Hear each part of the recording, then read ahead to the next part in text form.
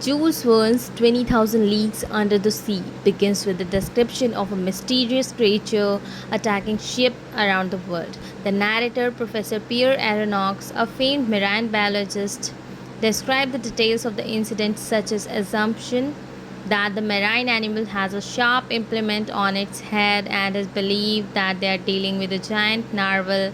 The professor is invited on a special mission aboard the USS Abraham Lincoln to hunt the sea creature down.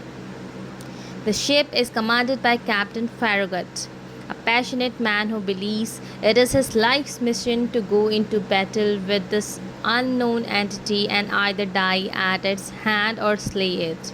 It declares that the first man to see the creature from the ship a great deal of money. This inspires the ship crew to stand guard around the clock, hoping to spot the narwhal. Also on board the ship is French Canadian harpooner Ned Land, famed for his whale hunting abilities. Additionally, the professor is accompanied by his servant Conseil, who will at a moment's notice do whatever the aeronauts need him to. Soon, the mysterious creature capable of mysterious illumination is spotted. The monster rammed the ship, throwing the three main characters overboard. Soon, in description, they find themselves on the top of a metal vessel that is revealed to be the creature they were hunting. Men appear and take them inside the enormous submarine named the Nautilus. The ship's commander, Captain Nemo, speaks to the three captured men, informing them that they will have to remain on board his vessel for the rest of their days. They are unsurprisingly outraged by his assertion, especially Ned Land, who is willing to do anything he can to escape this captivity. As the professor learns more about Captain Nemo and the incredible vessel they are now resident of, he becomes less willing to fight for their freedom. In these pages, readers are introduced to the various attributes of the Nautilus. This includes Nemo's incredible paintings, artifacts, research Nemo has acquired, and more.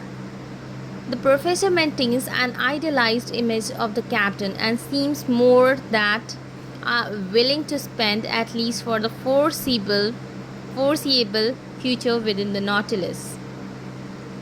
Nemo demonstrates questionable character traits in these pages, such as an undefined rage at a group of people who have wronged him for an unknown reason. Despite this, the professor is only willing to see his experience, knowledge, and the opportunity for the research he presents.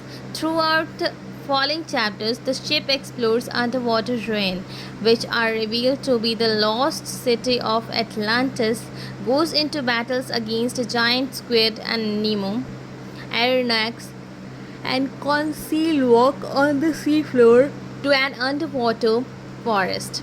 Later in the novel, Captain Nemo's submarine is attacked by a warship by unknown origin. The captain asserts that the men on board the ship, or at least their countrymen, are responsible for Nemo's personal sufferings. Nemo fights back and sinks the ship in revenge. At this point, Nemo seems to lose control of the darker elements of his personality.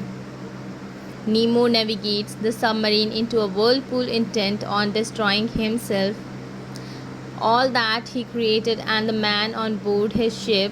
He suddenly understands that his cruelty reflects that he has suffered and that he is no better than those he has been trying to destroy.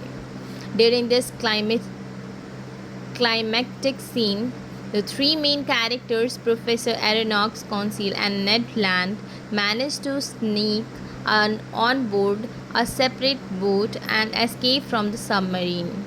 The novel concludes that the narrator, noting that he is still without answers to many of his most important questions, but he hopes that Nemo survives